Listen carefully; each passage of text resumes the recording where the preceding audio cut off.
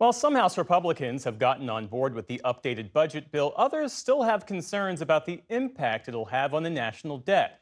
Amna spoke earlier with Congressman Mike Flood, who supports the bill. Joining us now to discuss his opposition is Republican Congressman Ralph Norman of South Carolina. Thanks for being with us, sir. Glad to be with you. So Republican House leaders spent the better part of the day trying to shore up support from Freedom Caucus members like yourself. President Trump invited you and your colleagues to the White House for direct talks. What came out of those conversations? Did they move the needle at all for you?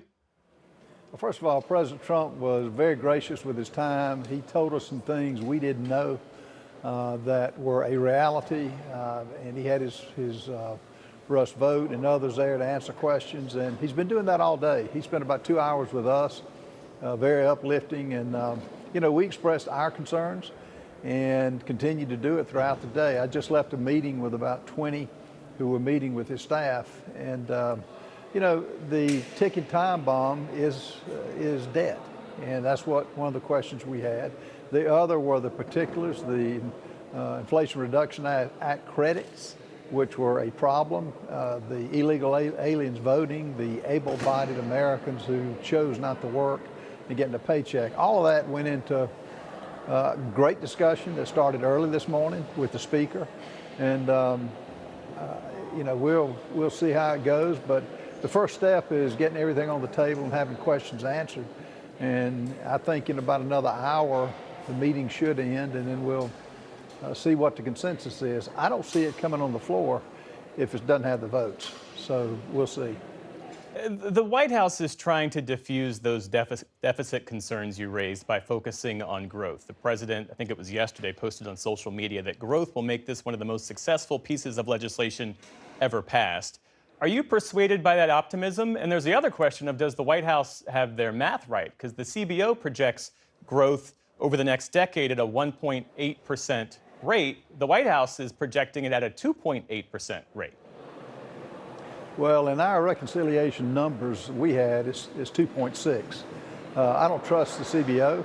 At a budget meeting, they predicted that the influx of the illegals coming into this country under Biden was a net positive for the country. That's just not true. I trust the president with the tax cuts that are part of this reconciliation bill. No tax on tips, no tax on Social Security, the rapid depreciation on equipment. He's bringing industry and manufacturing back to this country. And actually, I think that probably we will exceed 2.6. I think the growth rate will be more like 2.8, 3.0. Now, whether it's sustained over a long period of time. But he's putting everything in motion, along with regulation cuts and other things that he is really focusing on to grow in the economy, and I think it will happen. So do you need to see future executive orders? Do you need to see follow-on legislation aimed at addressing your concerns? What's the specific path to getting you to yes? Just what he's doing. I mean, he's answered questions on all of that. And it wasn't just the time with President Trump, but on through the afternoon, he's made all of his staff available to, for us to find out if this thing moves forward, how's it going to play out? What role is he going to play? Because he's really implementing a lot of the things that are in the bill that we had problems with, which he answered. And now it's just up to us to get those who are still, on the fence. And it's probably 50-50 still, but I think in another hour or so we'll have a lot of the questions answered. And I think there are a lot of people trying to work for keeping the momentum going and giving President Trump a win on this. And I was skeptical. I was one of the two that voted in the rules against it because we hadn't had the meetings that we've had. And I see this as a pattern moving forward.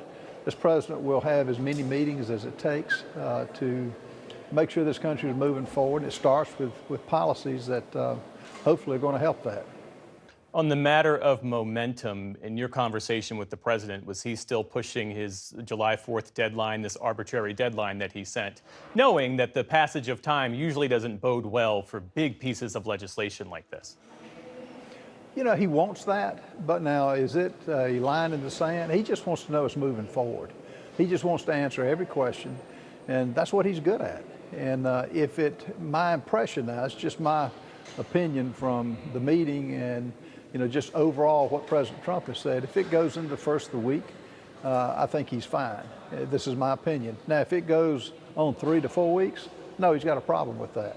And so, but I don't think he's going to do that. I think we'll come to some conclusion, hopefully this afternoon, later today, or in the morning. Beyond the questions about the process, the question here about the substance, because another major sticking point for some Republicans is Medicaid. The Senate bill proposes even deeper cuts to Medicaid than was in the bill that the House initially passed.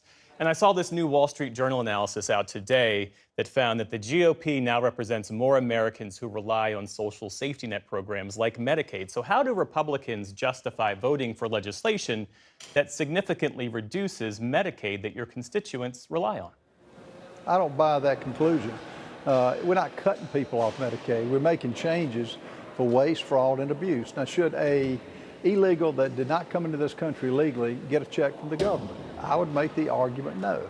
Undocumented immigrants already don't qualify for federally funded Medicaid. Well, they've ended up getting it, though. They've been included under the Obama administration. They've gotten by. I don't care what the print says. They've gotten by with that. And so that's to close that loophole. The other thing is the FMAP and the percentage that the states get. For every dollar the states put in, we get $9 back. That's money we don't have. So it's getting money to those who deserve it. And so I reject the liberals who are saying that it's cuts. It's not cuts. It's righting a wrong that's been existing for a long period of time, and we're aiming to correct that. The nonpartisan Congressional Budget Office has said that the administrative hurdles, the work requirements, the having to submit paperwork every 6 months, that could present a problem where people aren't able to do that and they do fall off and don't get the Medicaid that they'd normally qualify for. Well, the CBO office is the same office that said that the influx of the 15 million in this country illegally were a net positive to the economy. That's just not true. And any law is only as good as the enforcement. And the Biden administration had no reason to enforce it. That's why do you think they were letting them in here from over 160 countries? The Trump administration has been in office, what now, for 4 months, 5 months? And look what they've done. They stopped the flow, and now it's accountability is the best word I know to describe it. And that applies not just to the agencies, but that's the purpose of the DOGE Commission. And Americans got a front row seat as to where their money was going, and I don't think they liked it. Well, the debate certainly continues. Congressman Ralph Northam of South Carolina, thanks for making time for us this evening. We appreciate it. My pleasure. Thank you. Be well.